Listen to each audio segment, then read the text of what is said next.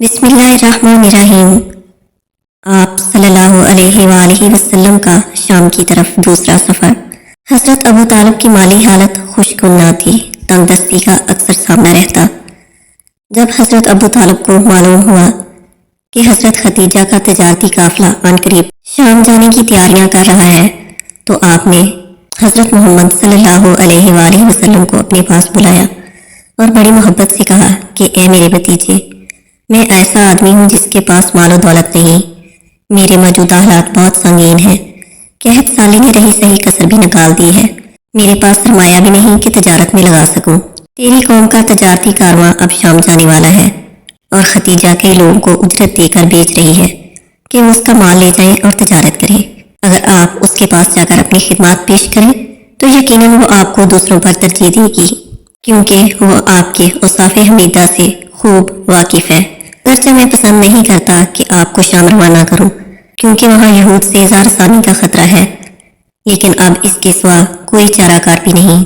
آپ صلی اللہ علیہ وآلہ وسلم کی غیرت نے کسی کے پاس طالب اور سائل بن کر جانا گوارا نہ کیا، اور آپ نے اپنے شفیق چچا کو جواب دیا کہ شاید وہ خود ہی مجھے اس سلسلے میں بلا بیچے۔ حضرت ابو طالب نے کہا، مجھے اندیشہ ہے کہ وہ کسی اور کو مقرر کر دے گی اور پھر آپ ایک ایسی چیز کو طلب کریں گے جو پیٹ پھیر چکی ہوگی۔ آپ صلی اللہ علیہ وآلہ وسلم نے جواب میں خاموشی اختیار کر لی۔ حضرت خدیجہ نے حضور صلی اللہ علیہ وآلہ وسلم کے اخلاق، آپ کی امانت، دیانت اور پاک بازی کی شہرت سن رکھی تھی، لیکن انہیں اس پیشکش کی جرت نہ ہوتی تھی۔ مگر جب انہیں چچا بھتیجا کی اس گفتگو کا علم ہوا تو فوراً پیغام بھیج کر بلایا۔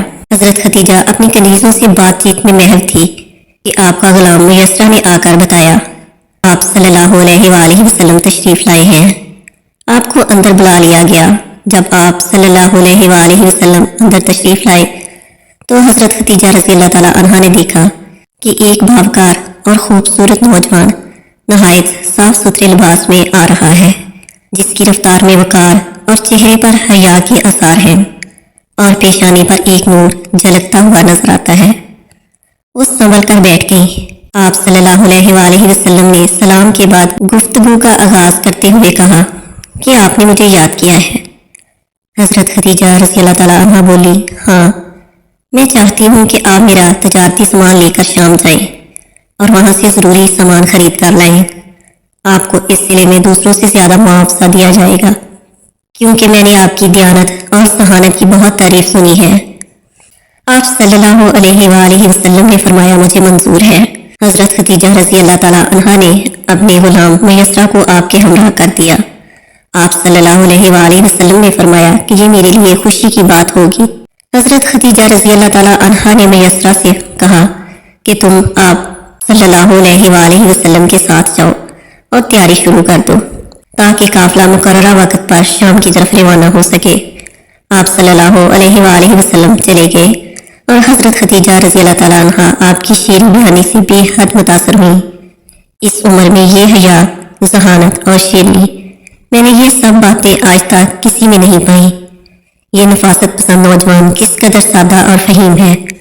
حضرت خدیجہ رضی اللہ تعالیٰ عنہا کچھ دیر تک آپ صلی اللہ علیہ وآلہ وسلم کے متعلق سوچتی رہیں۔ حضرت خدیجہ رضی اللہ تعالیٰ عنہا نے تقیدی حکم دیا کہ میسرہ، خبردار ان کی نافرمانی نہ کرنا اور نہ ہی ان کی کسی رائے کی مخالفت کرنا۔ ان کے اس حکم سے صاف پتہ چلتا ہے کہ آپ نے میسرہ کو آپ صلی اللہ علیہ وآلہ وسلم کی نگرانی کے لیے نہیں بھیجا تھا، بلکہ آپ صلی اللہ علیہ وآلہ وسلم کی آرام اور آسائش کا ہر طرح سے خیال رکھنے کے لیے اور خدمت گزاری کے لیے بھیجا تھا۔ 16 ذی الحج کو یہ قافلہ روانہ ہوا۔ روانگی کے وقت آپ صلی اللہ علیہ وآلہ وسلم کے چچا صاحب الوداع کہنے کے لیے آئے اور اہل قافلہ کو تاکید کی کہ آپ صلی اللہ علیہ وآلہ وسلم کا ہر طرح سے خیال رکھیں۔ قافلہ مکہ سے روانہ ہوا، جس میں وہ ہستی تھی جو اللہ تعالیٰ کو ساری مخلوق سے اعلیٰ اور افضل تھی۔ اللہ سبحانہ وتعالیٰ کی نگاہ لطف عنایت اور ان کی نیکوانی فرما رہی تھی۔ اس دفعہ بھی حضرت خدیجہ کا مال تمام قافلے کے سارے اونٹوں کی تعداد کے برابر تھا۔ چند روز کی کٹھن مسافت طے کرنے کے بعد یہ قافلہ شام کے شہر بصرہ میں جا اترا اور ایک خانگاہ کے قریب ایک سایہ دار درخت کے نیچے پڑاؤ کیا۔ حضور صلی اللہ علیہ وآلہ وسلم اپنے پہلے سفر شام میں بھی بصرہ آئے تھے اور اسی خانگاہ کے قریب قیام کیا تھا اور یہاں ایک راہب سے ملاقات بھی ہوئی تھی، لیکن اس راہب کا نام بحیرہ تھا، اور موجودہ راہب جس سے ملاقات ہوئی یہ دوسرا شخص تھا، اس کا نام نستوار تھا۔ دونوں سفروں میں 13 سال کا عرصہ گزر چکا تھا۔ آپ صلی اللہ علیہ وآلہ وسلم کی عمر مبارک اس وقت 12 سال تھی اور ابھی 25 سال تھی۔ نستوار کی ملاقات یا میسرہ سے ہوئی تو اس نے پوچھا یہ شخص کون ہے جو اس درخت کے نیچے تشریف فرما ہے؟ میسرہ نے بتایا کہ یہ مکے کے ایک قریشی نوجوان ہے۔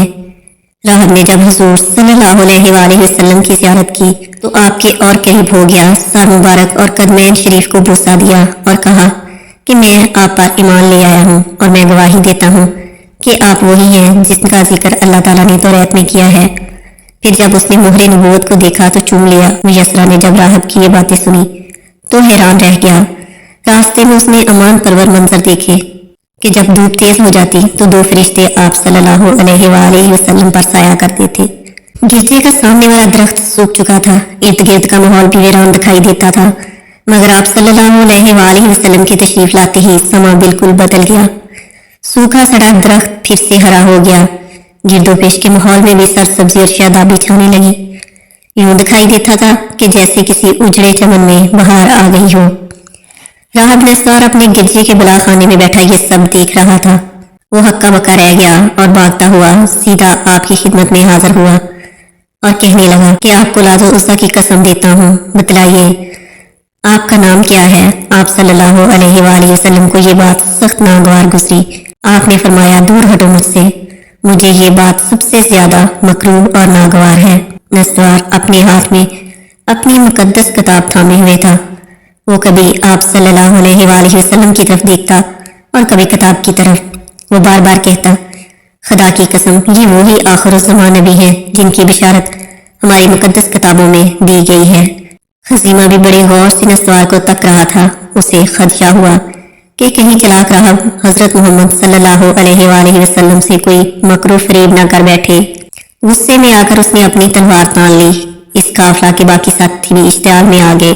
وہ نستوار کی جانب لپکے، مارے ڈر کے نستوار بھاگ کر گرجے کے اندر جا گھسا۔ پھر وہ بالا خانے پر چڑھ کر زور سے پکارنے لگا خدا کی قسم میرے نزدیک تم سے پیارا قافلہ کوئی نہیں۔ اس مقدس کتاب میں لکھا ہے کہ جو شخص اس درخت کے نیچے ٹھہرا ہے خدا کا رسول اور آخری نبی ہے، اس کا فرما بردار نجات پائے گا اور اس کا دشمن ہلاکت۔ ان باتوں سے اہل قافلہ کی بدگمانی جاتی رہی۔ راہب نے پھر حزیمہ اور میسرہ کو اپنے پاس بلا کر آپ صلی اللہ علیہ وآلہ وسلم کے بارے میں بہت سوال پوچھے اور رازداری کے عالم میں بڑی معنی خیز باتیں کی۔ اس نے بتایا کہ ہماری مقدس کتاب میں لکھا ہے کہ یہ مبارک شخص تمام شہروں پر قبضہ کر لے گا اور تمام لوگوں کو اپنا گرویدہ بنا لے گا۔ اس کے بلند و بالا مرتبے سے کوئی واقف نہیں۔ اس کے دشمن بہت ہیں جن میں سے اکثر و بیشتر یہودی ہیں۔ میں قسم کھا کر کہتا ہوں کہ یہ آخری نبی ہیں۔ کاش میں ان کے عہد واسط تک زندہ رہوں اور ان کی اطاعت کروں۔ اور اس راہب نے یہ مشورہ بھی دیا کہ آپ صلی اللہ علیہ وآلہ وسلم شام نہ جائیں، وہاں بہت سارے یہودی جو آپ کے بہت بڑے دشمن ہیں، اور کہا کہ میں گواہی دیتا ہوں کہ آپ اللہ کے رسول ہیں، نبی ہیں، جن کی آمد کی بشارت حضرت عیسیٰ نے دی تھی۔ اللہ تعالی ہم سب کو آپ صلی اللہ علیہ وآلہ وسلم کے بتائے ہوئے راستے پر چلنے کی توفیق دے، آمین ثم آمین۔